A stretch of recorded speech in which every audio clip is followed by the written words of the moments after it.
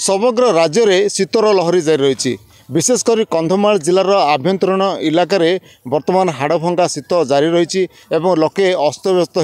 हो पड़ते आम अच्छु ओडिशार काश्मीर कहुवा दारिंगबाड़ी और दारिंगबाड़ी विभिन्न आखपाख अंचल बर्तमान हाड़भंगा शीत जारी रही सहित तुषारपात मत देखा मिली। बर्तमान मुझे देखापी चाहिए देखु ये जो धान खला रही धान खल कि भाव में पूरा तुषारपात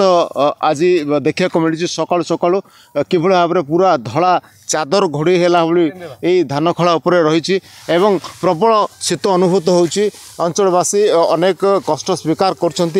जो तुषारपात हो किसी अंचलवासी रही कथा आगे कौन कहे ये जो तुषारपात बर्तमान हो जो देखुं केबे तुषारपात हो गत काली ठार अधिक पड़ुची आज्ञा राति शुई हो ना कमल घोड़े भी थंडाटा छाड़ू ना कि ना बहुत पूरा कष्ट शुई हो निद भी भलरे हो ना। अच्छा ये जो तुषारपात आप देखुं ये केबे हो तुषारपात जहाँकि केबे एभली तुषारपात आप देखुं गत काली ठार सर दी दिन है बहुत एमती पड़ुची। अच्छा ये जो गाँ गहली में वर्तमान जो लोक रोचे एत मात्रा शीत हो केमती कौन रोच लोक मैंने केमती कौन असुविधा सामना कर सर निआ लगे बाहर बसिक रोच 2 घंटा खंडे भितर जा शोचते निद हो न हो रातिटा कटि जाऊँ। अच्छा तुषारपात 2 दिन है एमती हो। हाँ सर। अच्छा वयस्क लोक मैंने छोट छुआ मैंने केमती रोचते गाँ गहली से तो राति तमाम निआ जाली बसी रोथे हैरान होते सेमती एका सर आ गोटे जोड़ा कमल गोटे थी गुड़ा गुड़ी है कष्ट रोचु आ। आपड़ शुणुते कहीं बर्तमान शीत एत मात्रा बर्तमान अनुभूत होची कंधमाल जिले में दारिंगबाड़ी समेत जी उदयगिरी फुलबाणी एवं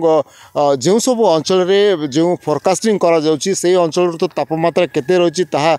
सूचना आसूची किंतु जो अंचल फोरकास्टिंग कौन जगार मेसीन लगा जाए नहीं से जगार कौन तापमात्रा केते मात्रा रही जना पड़ना। विशेषकर कंधमाल जिलार दारिंगबाड़ी जी उदयगिरी फुलबाणी में 2 दिन है तुषारपात होची सहित अन्य अंचल जदि आम कह बालीगुड़ा तुमुड़ी बंध कोटगड़ बेलघर एसबू दुर्गम इलाकार तुषारपात जारी रही हाड़भंगा शीत जारी रही लोके अस्तव्यस्त होती साधारण लोकों जीवन यात्रा प्रभावित होती। सकाळु सकाळु जो मैंने रही श्रमिक श्रेणी लोक मैंने काम धंदा को जाई पारना ग्रामांचल जो महिला मैंने सकाळु उठी जो घर काम जो करने कथा से पारना विशेषकर ग्रामांचल लोके बाहर जो सब नदी नाल रही तारी उपर निर्भर कर सकाळे से नदी नाल को जाई पारना कौन घर कम करना विशेषकर छोट छुआ और वयस्क लोक मैंने अधिक प्रभावित होती से अनेक हरण सामना करा पड़ी। संज नईले निआ जाली बसुँच एमतीक राति तमाम निआ जाली बसी रोच सका सका 9टा 10टा पर्यंत समय पर्यंत से निआ जाली बसी रोच जदि कहवा आभ्यंतरण इलाकार शीत एत मात्रा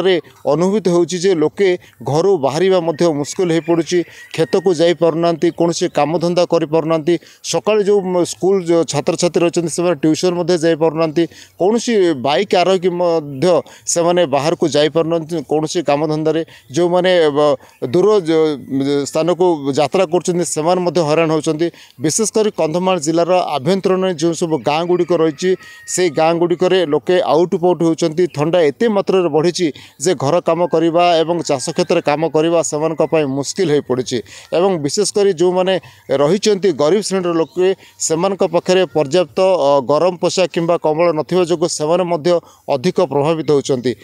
आगामी दिन में एभली जाड़ लगी रहिले निश्चित भाव में लोकों स्वास्थ्यावस्था खराब होवार संभावना रही सहित जो मानकर श्वासजनित जो माने रोगी रही से अनेक कष्ट स्वीकार करेंगे कहीं एभली जाड़ रहिले। कंधमाल जिला दारिंगबाड़ी अंचल अजित कुमार नायक OTV।